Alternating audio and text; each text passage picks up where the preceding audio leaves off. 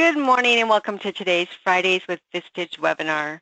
Before we begin, I'd like to go over some items to help you participate in today's webinar. If you're experiencing technical difficulties joining the webinar session, please dial LogMeIn support at 888-259-8414. During the presentation, all participants will be in listen-only mode.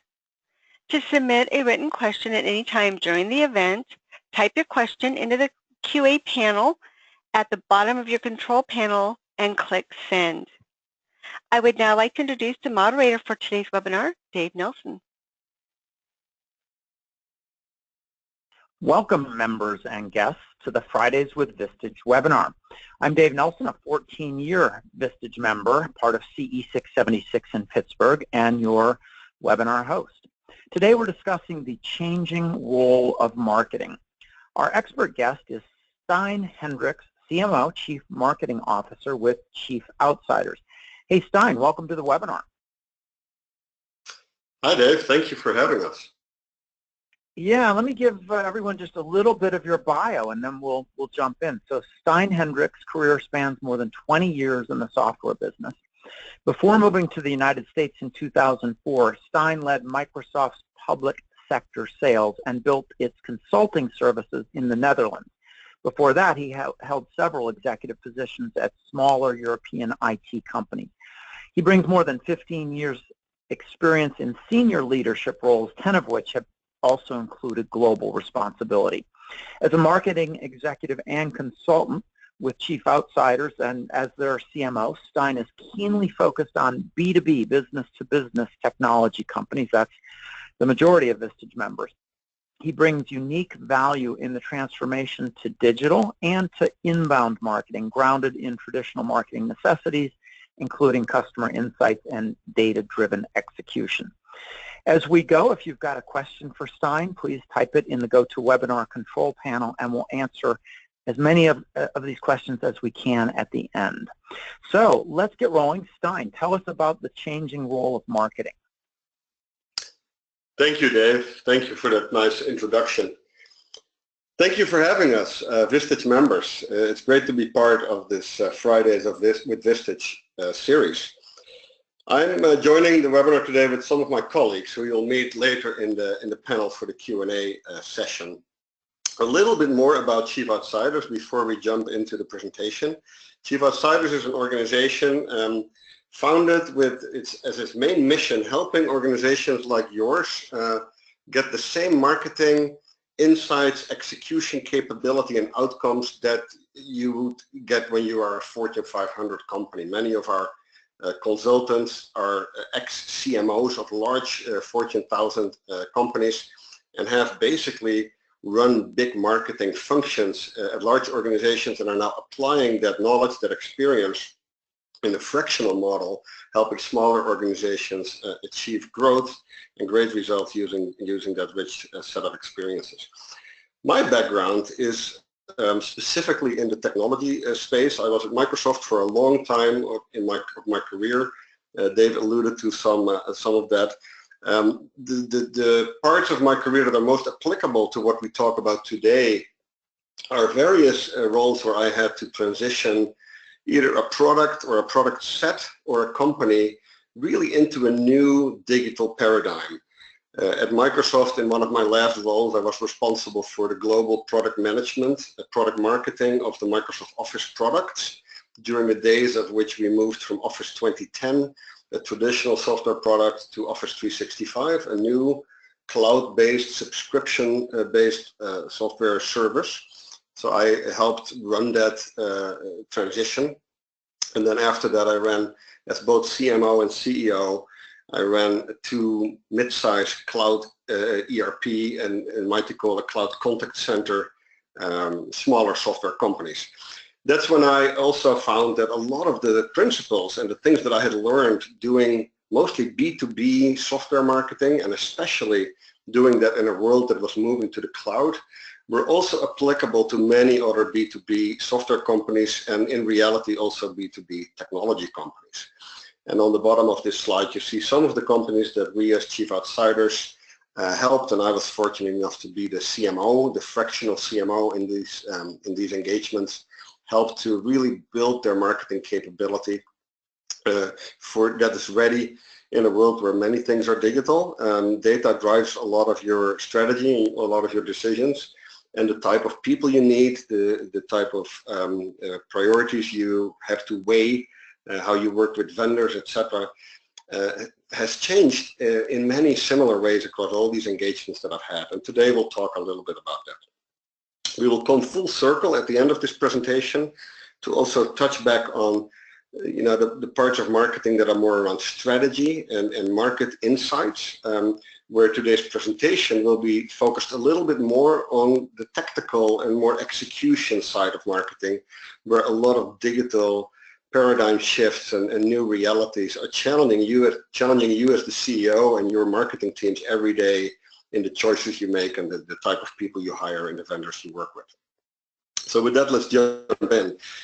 I like to always start with, this is the world sort of that we have left behind. The marketing plan of 10, 15, 20 years ago was about sending out holiday cards around Christmas, having an event organized by a vendor or maybe your own team, doing some kind of a direct mail once in a while, designing your logo, and those were the things that you as a CEO had to worry about from a marketing perspective, and those were relatively easy to manage and relatively easy to understand and control. And now we live in this world where many of you probably get bombarded with terms like SEO and SEM, inbound marketing. What do you do with social media? What does that even mean? And it's not easy. It's not easy in this sort of new modern digital marketing world to hire the right people, to hold them accountable in the right way. Although, given that everything is so data driven now, that actually should be easier. But it's not. And it's one of the reasons that we as CMOs are also learning that leading the marketing function of our company, small or big, has really changed. The way we manage the team, the way we hold ourselves accountable, what we measure, what we get paid on, what we budget for, has really dramatically shifted in the last 10 years. And we'll share some of those learnings with you today. I always like to start with expanding the scope a little bit beyond just the marketing function. And this is more what I would call the go-to market. How do you as an organization, as a company, as maybe a nonprofit sometimes, go to market using sort of these four traditional disciplines. And this is by no means meant to be complete, but it's a good sort of way to think about how all these roles have really dramatically changed. And let me talk you through some of these, because it really will set a great stage for our marketing discussion today. Let's start with marketing. So marketing used to be about running campaigns, telling stories, having a great sort of interaction with your audience through relatively one-directional media. You basically pick a medium, you choose a channel, and you just blast your messaging through that. You have a great value prop, of course, and then that's what marketing used to be. And it wasn't easy to always measure the impact of that. And that reality has changed. Marketing has sort of shifted one seat, and on the bottom row you see this marketing lady now holding the sales bag. Marketing now is rightfully so held accountable for results, whether that's a lead that you can measure, conversion rates, customer acquisition cost, all these things that should now be on a modern marketing dashboard are holding a lot of marketers now in a new sort of to a new level of accountability that is new, that is not always comfortable for your your average marketer who has not done that in the past. Sales, though, has not has also been impacted. Sales is now much more a services role, where you, versus getting one deal at a time and signing up new customers, you're now held accountable for lifetime value, for churn, for retention. So you can argue that the sales discipline is now much more about customer relationship management over time versus the traditional closing mentality. Services have not been left out of this shift. If you think of a traditional customer service team doing break-fix work, you can argue that the modern customer service function, and that could be one person in your organization picking up the phone, all the way to a larger team of professionals who are trained to do customer service. But they are now, you can argue, one of the most important pillars for your brand. When you think of your reputation, the reputation you have with your customers, with other stakeholders, that reputation gets not only built, but very easily also damaged by how you deliver customer service, how you pick up the phone, how you actually help your clients. So you can argue that customer service now is a little bit more like your PR department used to be. It's where you manage your reputation. And that leaves PR on the upper right picture in this slide as sort of moving into the more former marketing discipline of actually creating content. PR cannot get away anymore with just sending out press releases and whining and dining influencers or journalists or analysts in certain industries. PR is now really about standing out from the crowd, and making noise is so cheap that as a PR professional you have to think about your influencer marketing plan as a real strategy. It's a chess game. It's no longer about sending out a press release. And yeah, so this is a context that I wanted to quickly draw that sort of puts marketing in the middle of all these other things that are also dramatically changing with the advent of data being available everywhere, things moving at a faster pace, but most importantly, the notion that we now think of our customers and our prospects through their full prospect or buyer's journey or through their full customer journey. And in that journey, they get nurtured, they get communicated with, they get taken care of by all the different roles in this picture, and they need to work together. And marketing is now often responsible for the infrastructure to make that happen, the communication infrastructure, the ability to capture knowledge about your prospects, about your customers as they interact with all these functions in your organization. And then of course marketing is held accountable to make that all better over time. So that's a little bit of a foundation that I wanted to lay for this presentation. We're going to talk about a few challenges that we all face as marketers and you as CEOs having marketing as one of your key responsibilities, especially when you have a growth ambition in your organization. There's a term that was coined somewhere in late 80s, early 90s, one-to-one marketing, and some of you may remember. It's this notion of being able to actually communicate with individuals, either in the buyer's journey or when people are already your customers, in a very relevant and timely manner, and having really specific messages or action items that are really related to where people are in their journey, what they are trying to do, etc. This is a very dated concept that marketing has been trying to deliver on for a while. But the reality is that one-to-one marketing is really still not working in most places. It's not easy. When you show up at a hotel and you're a platinum member, chances are that they don't know exactly what pillow you like, although you've stayed with them many times and they could have captured that information and used it to improve your experience beyond maybe the competition. And that's what real one-to-one marketing is about. And it's very hard. And one of the reasons it's hard is because what you see here in the background, there are just so many tools out there. There is so much data that it's almost too much. And it's absolutely not always complete either. But when you run your company and you have to figure out how to get control of your marketing team, this is a reality you have to deal with, that the amount of information available, the amount of data, the amount of tools is increasing every year. So you need to hire people, you need to employ people who get that, who are agile enough, who are fast enough to keep up with that and are able to deal with all that data and turn that into great decisions, great product insights, etc.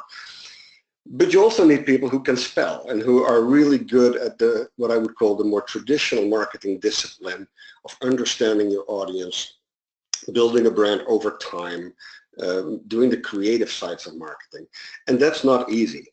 And we at Chief Outsiders have a lot of experiences of how you now build these balanced teams that have both the speed and the new knowledge to deal with all this digital onslaught, but not forget about how you stay relevant and actually manage a brand that you have, spent blood, sweat, and tears building, and that you cannot destroy by a 24-year-old digital marketer making a quick mistake on social media. And it's not easy, but it's doable. And it starts, of course, with really realizing what challenges you're facing. And there's this, balance also. Marketing is such a broad sort of field that you will have to have people who can both do the art and the science side of marketing. There is a ton of art still involved in marketing. How do you really do things that stand out of the crowd, that really get noticed? How do you do things that are, whether it's cool or that set you apart from the competition, or that make your product story really resonate with your audiences? And that's still the art of marketing, and great writing, etc., great copywriting. But none of that will work anymore without applying the science part as well. So when you hire your marketing leader, when you hire your marketing team members, one of the questions that I always recommend you use in your job interviews is, what would they put on their scorecard? How do they hold themselves accountable? What is the data that they care about? And even the creative sides of marketing, whether it's someone who does your PR or someone who works for you on the logo, should be able to articulate how they can now, with all the data available and all the tools that you saw on the previous slide, how they can turn that knowledge, that new insight, into great optimization opportunities, and holding themselves accountable, holding your teams accountable as to what they do with the marketing output, and of course then optimizing your strategy and your marketing execution all the time. So these are just a few challenges, and we'll dive a little bit deeper in how to deal with them in the rest of this hour. I also wanted to ask another question that is really in your court as the CEO, as the owner, as the founder, as the leader of your organizations, because it's so fundamental to how you would do marketing, how you approach marketing, where you place your bets. Because marketing is such a broad field, one of the things that make marketing hard is that you have to make a lot of choices all the time. You cannot do everything.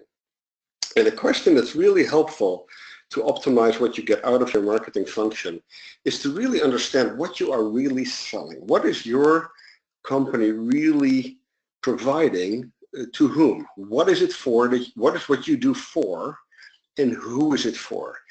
And when you do an exercise in your leadership teams and really ask, what are we selling? What are people giving us money for? What are people giving us their time for when they consider us? Is it the product we sell them? Is it the services that we provide while we sell that product or after we sell that product? What do those products really look like? What do they do? What do our services do? Do they pay us for our time? Do they pay us for something we manufacture? How scalable is that? Because when you really dive deep into that question, and you also then add the question, how would we like that this equation to be in the future? What would we like to be selling, and how are we becoming a scalable company that can grow faster than the competition? What you often find is that you hit something like what I would call the Uber effect, and I'll explain what I mean with that. When you have strategy discussions, in whether it's a large organization or small, whether it's a startup pitch or it's a discussion at a company like Microsoft where they talk about a certain market that they would like to penetrate, the term Uber is usually used by someone within 5 or 10 minutes of a strategy conversation these days. And the reason that happens is that often, and here are some examples like that, we would like to become the Uber of mobile repairs. We would like to be the Uber of home decoration, the Uber of the doctor house call business. And this is absolutely applicable to most industries. And what people are really saying is that they think that applying some of the things that made Uber great to their business would be helpful for growth. And when you boil down what Uber really did, what sets them apart, there are really 3 things. One is that Uber sells information, Uber sells the information of where someone is at a certain time and where a car is at a certain time with a driver, and how those, and then of course what this person who is calling an Uber, where they want to go.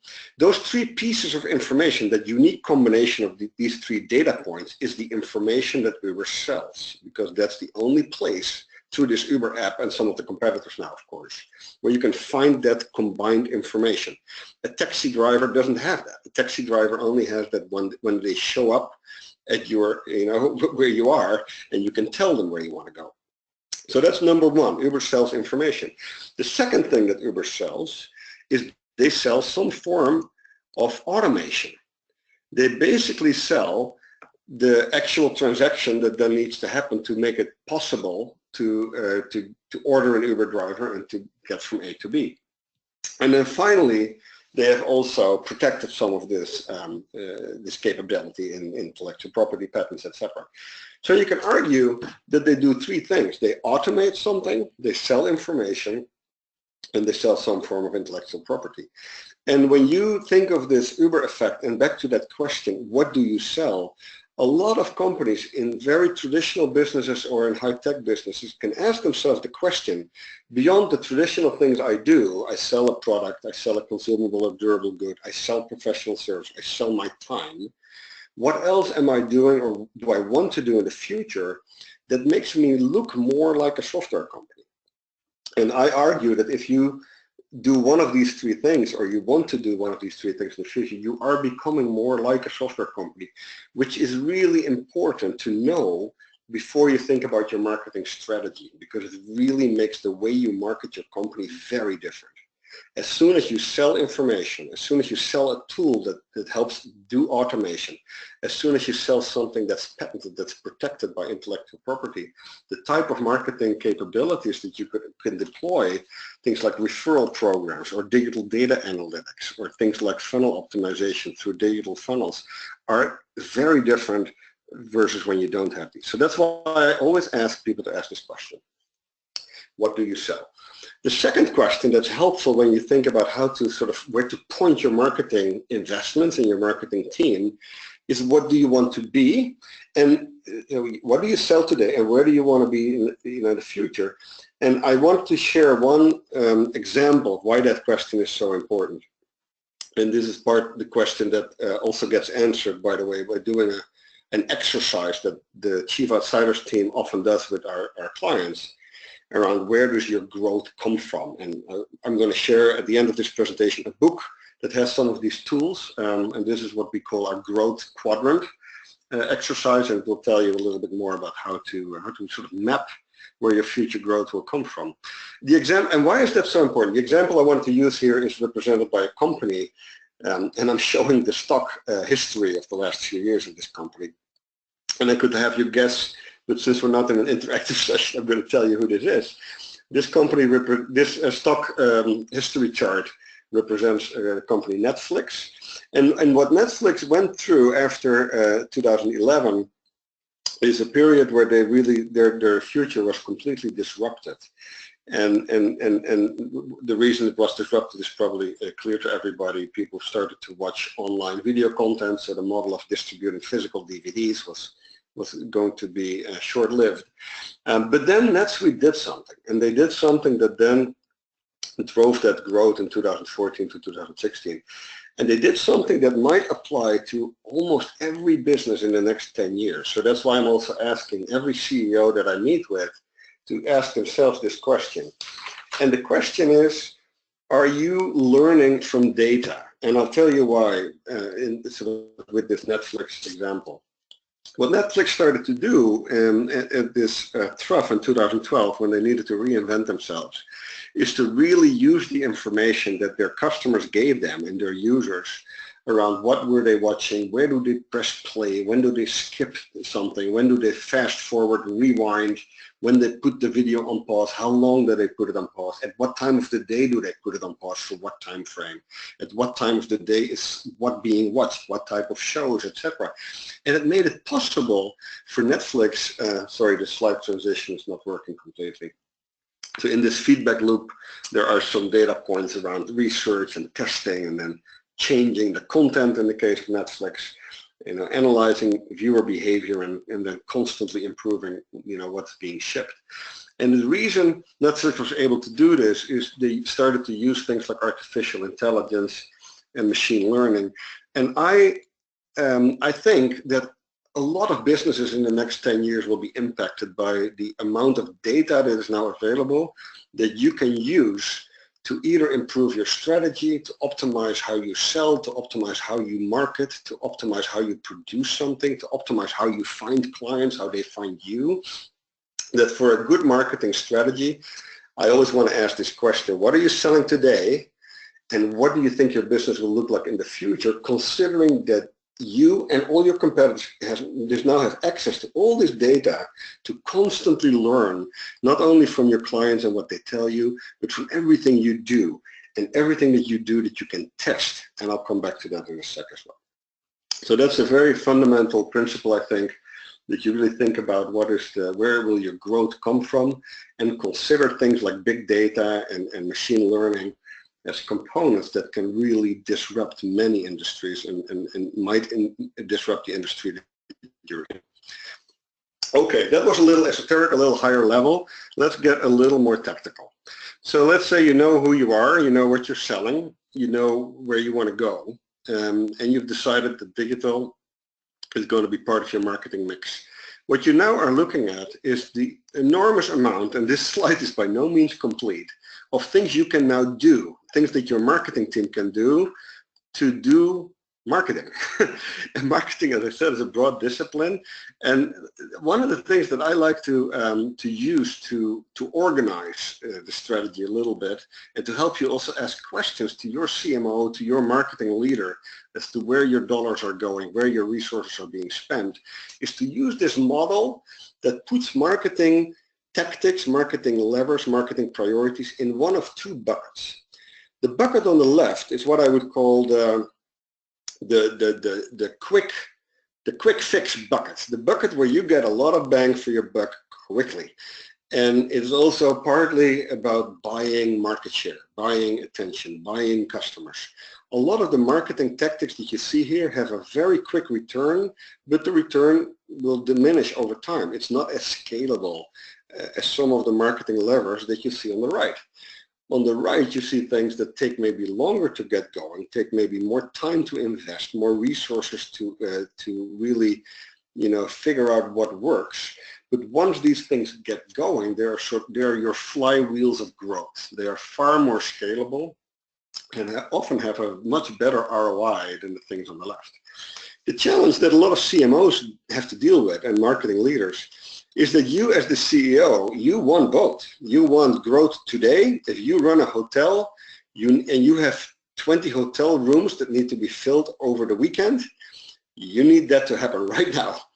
And you don't want your marketer to tell you, well, we're gonna build a blog and we're gonna create some great content, thought leadership content, and it will start producing leads in 4 months from now. That's not the answer you as a CEO like. So you want to have some things that happen on the left of this slide that actually help you fill those hotel rooms. But you also know that you have to build your brand. You have to build your brand equity. You have to build your reputation. You have to make your marketing more scalable over time. So you understand that you have to invest in the future. You have to invest in things like educational content, things that are relevant for your audience.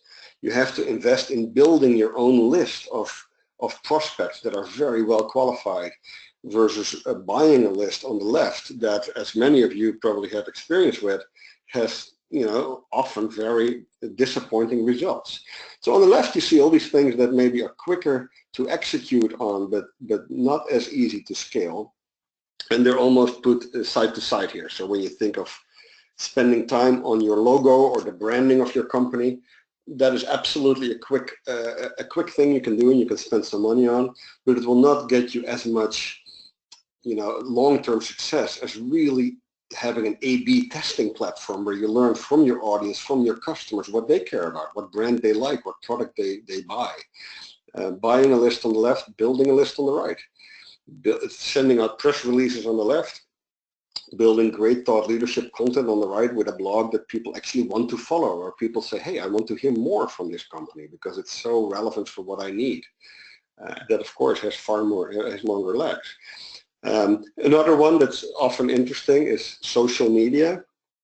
On the left, you see what many companies where we as Chief Outsiders arrive have spent most of their social media marketing time on, and that's on making noise, building a Twitter account with a lot of followers, getting a lot of Facebook likes. And I'm not diminishing that. I think when you have a reach to a certain audience and you can actually share content to thousands of people, there is value. There's absolute value there.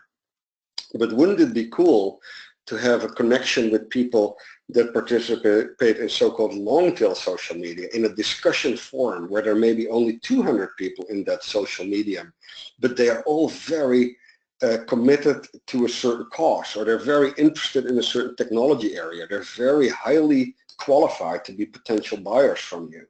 And that's a very different approach to social media on different networks, not necessarily Twitter or Facebook. This could be a specific LinkedIn group, it could be on Quora or other what I would call long-tail social media networks.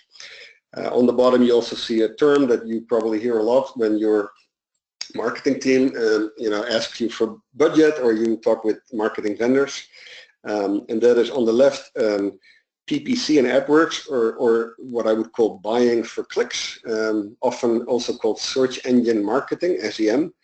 And on the right, the long-term scalable cousin of SEM, SEO, which is not about buying clicks, it's about earning clicks. It's about earning higher search rankings in Google by having great relevant content, having meaningful digital relationships with your audience that pay off over time in higher search rankings, and that often also take much longer to build.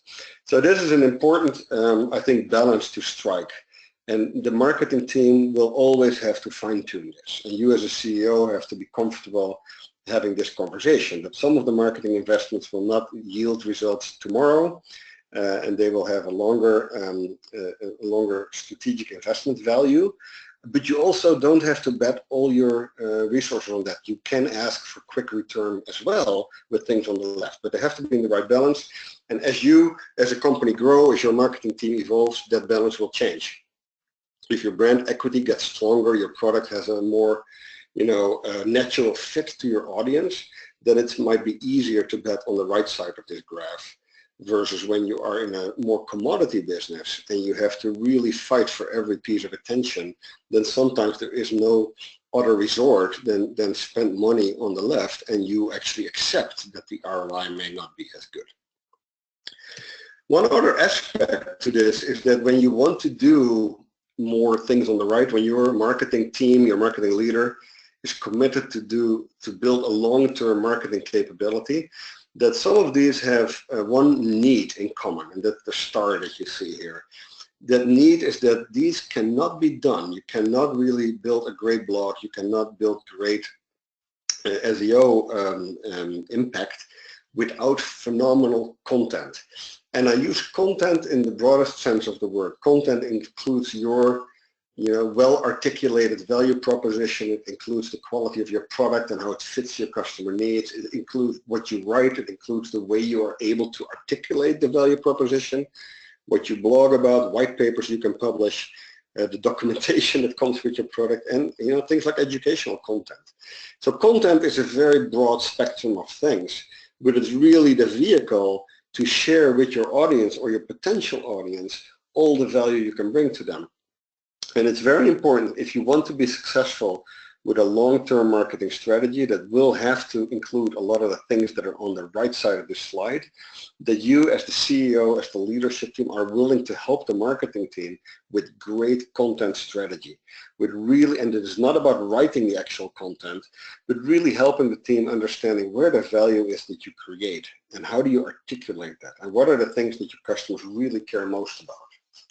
So that's something that I think a lot of marketing teams struggle with, and that can very easily be approached in the wrong way, especially when people start outsourcing these things versus including the leadership team and you as the owner, CEO, and really understanding what it is that you do that makes you special.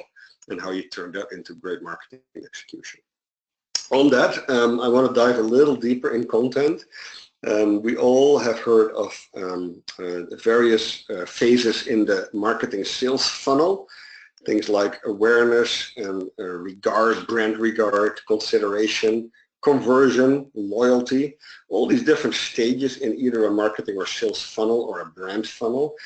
And when you think of marketing, the terminology that I would like to add to those former funnel stages is the terminology that fits more with the content that helps your audience, that helps your customers move through those different stages, because content is such a big part of the digital engagement. When you email people, when they come to your website, when you share a newsletter, all those things have a digital content representation today. So they almost all are part of this funnel dynamic. If you want people to move from being aware of your brand, of your company, to consider it and then to buy it and then stay loyal, chances are that content is going to have more impact on that customer experience, the buyer's experience, than anything else. So let me introduce you to these three concepts, because what I found is that in many marketing teams, it's not really understood. How do you think of content as a complete integration into everything the marketing function has to deliver on? So let me take you through. Wow, how now? Wow is really about the role that content plays, the role that what you have to say as a company, as a CEO, as a leader plays in getting people's initial attention. There's nobody going to care about what you have to sell, what you can provide, if they don't know about it. So you need people's attention. You need people to look up. And in this very busy, crowded, noisy world, that's not easy to do. It's not easy to get people to click on your email, to walk into your tent, to open up the envelope that you sent them in direct mail, or to even, walk into the door if you have a sign on your building. So that's the wow part. The wow part only lasts for a few seconds though. After someone has clicked on that email or clicked on the link in the Google search results because they liked what they saw, those first initial sentences, then you need to keep their interest. They have only given you 2-3 seconds of their time, and you want 2 or 3 minutes. And that's where the how part comes in. Whatever form your content is in, whether it's the email you've sent them, the blog you've written, the flyer that you've put on parking lots behind windshield blades, wind wiper blades, you now need to keep their attention, or on the web page that they just clicked on. So the how content is all about, do I add value? Can I educate my audience? Can I answer their questions? Do I know what their intent was, especially when they were searching for something? And can I make sure to connect with their intent and to have relevant information? And there are many ways to actually measure these different stages of what I call content marketing. And then the last one now is very critical. The main reason we do this is because we want people to do something. We want people to either believe something, to click on something, to buy something, or maybe to join something, to come to a certain event. And that's all captured in this now notion. So when you think of your marketing discipline and everything your marketing team does, when they come to you with an idea for an event, for a blog, for a new product message, always ask them these 3 questions. Have we thought about how do we get people's attention? What's the wow factor? How can we stand out from the crowd? Do we know how we keep people's attention? Have we thought about the how? And do we know who we service, who our audience is well enough to make that relevant? And a great test there, by the way, is when they show you the content, they show you the email, they show you the blog, they show you the website page. Would you, as the CEO, actually share this with your peers, with your constituents, stakeholders, etc.? Would you be proud of this content, as in that it would add value? And then finally, the now part, which is after we got people's attention for a few seconds, they stayed with us for a few minutes. Why did we care to do this? What do we want them to do? And that's not always just a call to action. It could be something that you want people to have learned. There are many versions of now, but just giving that good thought and asking your marketing team to do that and holding them accountable for that is a great way for you as a CEO to make sure your marketing becomes more relevant. It does help to know what your audience looks like, especially for the how and the now part. For the wow phase, I think creativity can go a long way in getting people's attention. But if you think about relevant content in the how phase, to keep people engaged and to have the right call to action for people to then click on and to follow through on, to sign up for, understanding who your audience is critical. And this is what I would call traditional marketing capability that you have to have in your team. And personas have evolved. 10, 15 years ago, a typical audience persona would be more based on demographics, firmographics, psychographics. You know, where do they go to? Did they go to school? Where do they live? What age group do they represent? Where do they typically go for information? All those typical sort of traditional persona attributes, and they are still valid, but they're not that useful. And when you would go out and buy a list, for example, with prospects, that's the typical level of data that you get. I would call it persona 1.0, firmographics, demographics, psychographics. What is now possible, and that's what's called persona 2.0, is to have a far more dynamic way of understanding who people are when they are looking for something that you can provide. And this means you can now actually use your digital tools to know what they were looking for when they came to your website, what they were looking for last week and they came back this week. What are they typically clicking on? How do they make decisions? And you can actually buy data in that space as well. It doesn't have to be constrained to just what you know from your own properties. But it's really important to think about personas and audience definitions in a far richer, dynamic way than the traditional buying of a list. Today, when someone comes to any of your digital properties, you know a lot about them right there and then. You know when they came to what. And after that, whether you use retargeting or you use other marketing techniques to stay in touch or to keep getting in front of them, you owe it to your audience to use what you know about them to make that next step as relevant as possible. Another excuse that I sometimes hear from the marketing teams that you may have in your organization is that if they've bought into content marketing being important and that it's really the only way to build a long-term marketing muscle with a great set of nurture campaigns and with fantastic follow-up and fantastic event content, that they don't know where to get the content and how to build it. And this is something that I also would like to ask you to consider your role as the CEO, but also as the other people in your executive team, to really think about content as being available everywhere. If you think of what your sales team talks about with your prospects on a phone call, there are really golden nuggets of content just in those conversations. What are people pushing back on? What are they asking for? What are they asking for lately? That's a great source of great content topics. What's the support team being asked? Or when a support call ends and you have fixed the problem, can you ask your client or your prospect, hey, why is this important to you? Why are you using our product? What are you using our products for? Great content opportunities. And there are some more ideas here. And of course, there's a very easy way now to record a lot of conversations. Your marketing team, when they talk with you as the CEO or the leadership team and ask for, questions around the value proposition and who your ideal customers are, it is so easy for them to record those conversations and turn those into great articles, blogs, or maybe even a book that you can publish and really have a great piece of content that you can then use to nurture. Finally, if you are a CEO of a company and you drive by your company and this is your sign, most of you would jump out of your car, grab a shovel and start shoveling. The reality is that most companies now are seen online through digital eyes, through digital robots, if you will, through Yahoo, through Google, through Bing. Those are the eyes that see 60, 70, 80% of your brand online because that's where people find you. That's where they look for you. And so the snow is not necessarily in front of your physical sign, but many companies that we find are still not really doing a good job making their digital online presence clear of snow, cleaning out that driveway. This is just a technical slide that I show here, and some of you may get this type of report from marketing agencies when they tell you that your SEO is not in great shape. And the reality is that it often is not. And this is what's called digital snow. If a lot of you will find that your websites may not be crawled correctly by, for example, Google, which means you have a lot of snow in front of your digital sign. which makes it hard for people who want to buy your product, who want to find you, who want to give you their money to actually do so. And that gets me to sort of wrapping up the presentation part of this hour.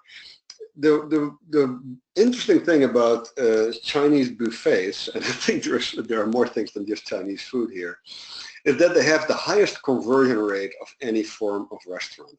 With conversion rate, I mean the amount of people that actually consume a certain amount of food in this case. And it relates to your conversion of customers in your funnel, prospects that buy, customers that buy more, etc. And the reason that conversion rates at Chinese buffet are so high is partly because it is all made so easy. And of course, the right dishes are sort of positioned next to the right ones to optimize cross-sell and upsell. But there is also a lot of just friction-free shopping here. And that's the point I would like to make. When you think of marketing as a function that needs to drive certain outcomes, and ideally those outcomes come through behaviors of your prospects, behaviors of your customers, then what we often see at Chief Outsiders is that our clients focus too much of their efforts and too much of their energy on the motivation side of this equation. Traction, by the way, is sort of the traction you already have, whether it's your brand equity, you have a great product, you have a great loyal customer base, you have a referral program. Consider that traction. It's sort of the inert energy that your company already has, moving them forward. And then you add incentives, motivation to sort of speed up your growth. What often is given not enough attention is reducing the friction part, making it easier for people to find you, and the digital example that I just gave, making it easier for people to do business with you, making it easy for them to actually give you feedback that can help you improve your product, your marketing, etc. So I always want to end on sort of asking people to focus on friction, friction reduction first in both the marketing and sales funnel. And one of the ways you can do that is to have a principle in place where you tell your team to always be testing. Everything you do, whether it's an email you send out or a landing page you build or an event you organize, can always be done in multiple ways, and you can test and you can learn all the time. So that's, I think, an important principle that I would like you to consider. And finally, it's very easy after this call to do one thing, and that is to mystery shop your own company. Go try to sign up for your newsletter. Go try to buy your product. Call your customer service team and ask yourself some of these questions. Is what we share, the content that we have on our website, what we tell our prospect, is it relevant? Is it relevant enough for me as a prospect to share it with others? And if it is, does that help with your reputation? Are you known for the things you share? Are you known for what you put on your website? Is your value prop so strong that you communicate on your website that everybody talks about it, or the people who you care about talk about it? And then finally, of course, all this has to lead to execution, rigor, and focus. I think there's a huge room for strategy and for insights, and we'll close on that. But this presentation was more about doing the basics really well. There are so many people who either look for you, who type in a search query that should lead to your product, and we just need to make it easy for them. So mystery shop yourself and find some low-hanging fruit to ask your team to work on. This presentation was mostly focused on what we at Chief Outsiders call the efficiency and execution growth gear of our strategy framework. We have a great book that we'll send to you if you're interested, about sort of taking a holistic approach to your marketing strategy, your marketing execution around understanding your customers, understanding your competition and the market and your own strengths, the inside wheel on this, the inside gear on this picture. And then how do you turn that into planning and great market strategies and the right offerings that position you against your competition. And today was really focused on the execution part, because that's where most of the digital noise and the digital challenges that you face every day come in. So we focused on the third gear today, but I wanted to just quickly flag this great book for you. If you send me a note or one of my colleagues, or you go to our website and you fill out the content form, we're glad to send you a copy of this great book. That is a very practical guide to show you a path to growth using marketing. And then I would like to open it up for questions in the last 10 minutes. I have two colleagues joining me, Toffer Wurtz and Joe Kuna, two other Chief Outsiders CMOs are joining me for this panel conversation. So Dave, back to you.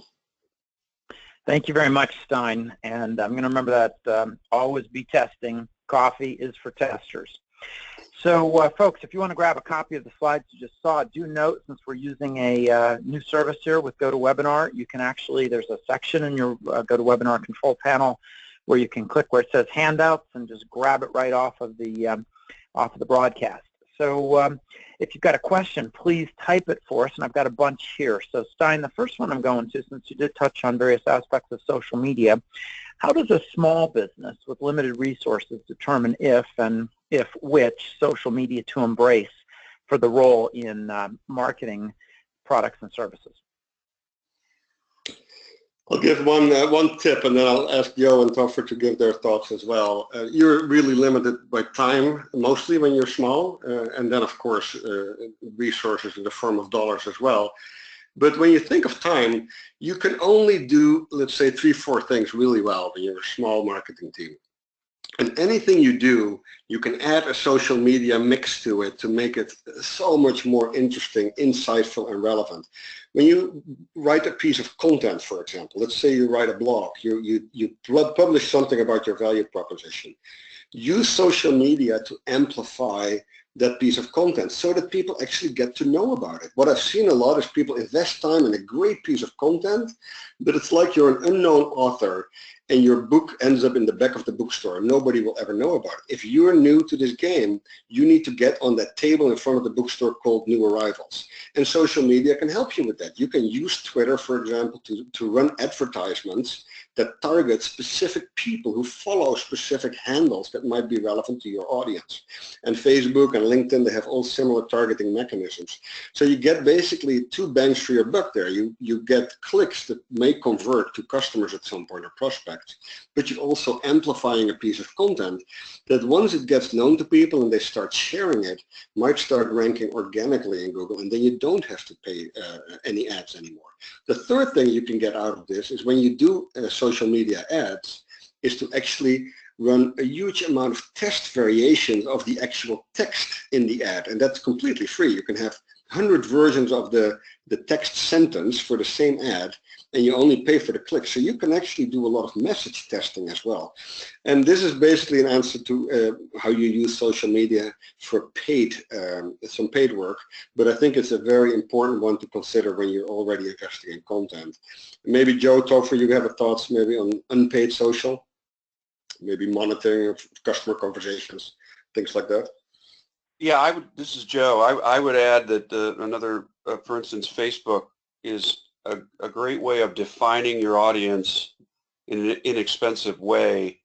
If your plan is to be spending more money on more expensive media later, but you really haven't defined that audience. And this, of course, applies to maybe new products you might be launching or entire new businesses. But Facebook just has a ton of information that comes out of each ad that you present, and there are lots of options, as Stein said, to be testing different creative, testing different audience, different offers, testing different audiences, age group, demographics, psychographics, income. So you can really, in a pretty inexpensive way, hone down to a very targeted market and offer and sort of align all of those things with regard to positioning, offer, price, and people, and it could be, in addition to being a complementary medium for some of the other media that you're out there with, it can also help define an audience for you. All right, let me follow on with sort of 2 related questions. I'm going to just put them both out there because I think they can be answered together. How do you apply analytics, key performance indicators, and return on investment analysis to content? Are there any best tools? And related, Blaine asks, age-old question, how do I measure the impact of our social media efforts, especially blogging and tweeting? Our marketers love to do this stuff, but I have no idea if it's working. Yeah, I think the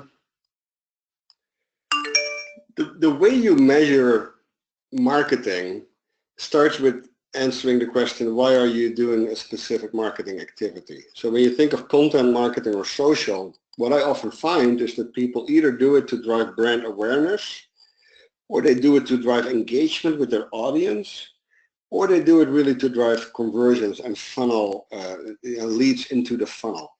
And those are three really different reasons that can lead you to do the same thing, to build content, to have great campaigns, to maybe do advertising.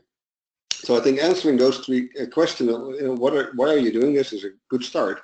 And then the things you measure are very different. If you are measuring brand awareness, the amount of unique eyeballs that see your content, that come to your website, is far more important, for example, than the amount of conversions you get out of it. If you drive your pipeline, of course, conversions become the main metric. But if you're just looking at audience engagement, then things like time on page and sessions are the key. And there are probably about 40 different metrics that you can measure digitally to measure both, digital marketing all up and then specific content performance and long-term results out of that content, things like page rankings, etc. But it really is important to figure out what are the 2 or 3 metrics that makes more sense for you, given what you're trying to achieve with either your content, your campaign, or your other digital marketing initiative. All right, let me jump in with the next 2 questions, which are also related, one from Derek, one from Jacqueline. Derek said, again, small business, do you have any advice on how to properly scale a marketing team, specifically adding personnel, any best practices? And Jacqueline has sort of a related question. I'm hiring for one standalone full-time marketing person. Aside for asking about the scorecard, which you talked about earlier, any other questions that will help us identify best candidates, well-rounded? It's tougher. I've had an amazing luck just identifying college programs that really are now teaching a lot of the same stuff that Stein was sharing. So as a result, we've been able to find those programs and then recruit from that graduate pool.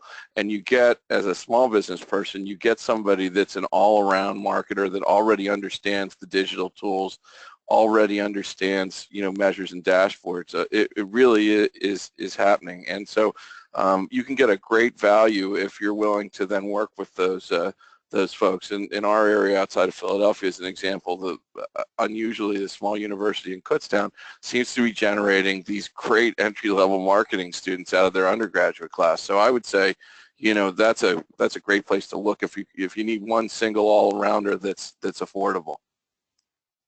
One thing I would like to add, if you have a starting marketing capability, you end up outsourcing some of the work, whether it's to an agency or you hire a contractor. And what's really critical is that you do that with the right roles. Things like content marketing, content creation, PR, social media marketing, those are relatively easy to outsource.